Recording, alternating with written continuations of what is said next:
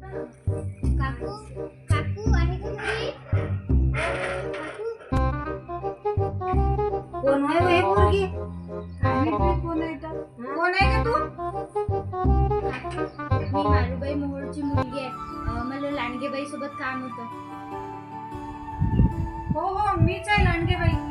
आणि तू मालूबाईची पोरगी आहे? पण मालूबाई तर आमच्याकडे काम नाही करत आता. तिने तर केव्हाच घर सोडलं. बाई मालूबाई कसा आहेत आता? मॅडम, माझी आई खूप आजारी आहे, म्हणून तिने मला खूप आशेने तुमच्याकडे पाठवलं. आम्ही सर्व नातेवाईकांना मदत मागितली, पण कोणीच मदत करायला तयार नाही. आमच्याकडे जेवढे पण पैसे होते ना मॅडम, तेवढे पण आम्ही आईच्या बिमारीला लावले, आणि तेच नाही तर लग्नाला जमा केलेले सुद्धा आईच्या बिमारीला लावले. म्हणून माझ्या आईने तुमच्याकडे मोठ्या आशेने पाठवलं हो मॅडम. आई म्हणत होती आता आपली मदत फक्त लांडगे मॅडमच करू शकतात, म्हणून मी तुमच्याकडे आले हो मॅडम. खूप आशेने आली. काय मालूबाई बिमार आहे का? ती तुमच्याकडे काम करत होती ते काय माहिती बाई. हो ना. बरोबर, चला बरं आपण जाऊन पाहू की खरी बोलते की खोटं बोलते. चला बरं जाऊ. मस्त बाई होती ग. येते बाई. थांबा थांबा मी बॅग घेऊन येते का?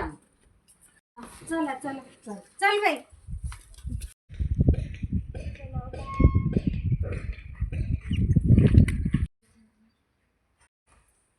आई आई उठ ना, आपल्याकडे काय कोणाला. आई उठ उठ आई, उठ आई उठ.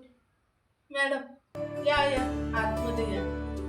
बाई मालूबाई काय झालं?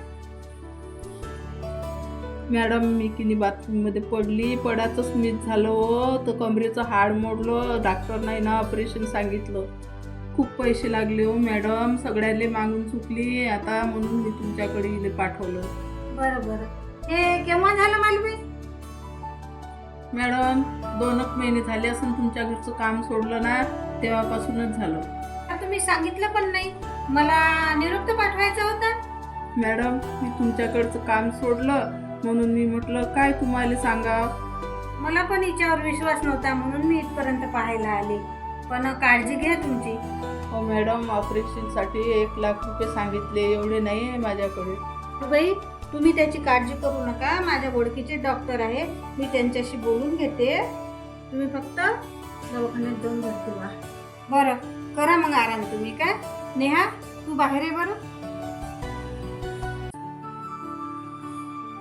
बरं नेहा, त्याच्यात काही पैसे आहेत, घर खर्चाला कामं येईल, आणि उद्याला याचं करून त्यांना दवाखान्यात भरती करून देशील का? धन्यवाद मॅडम.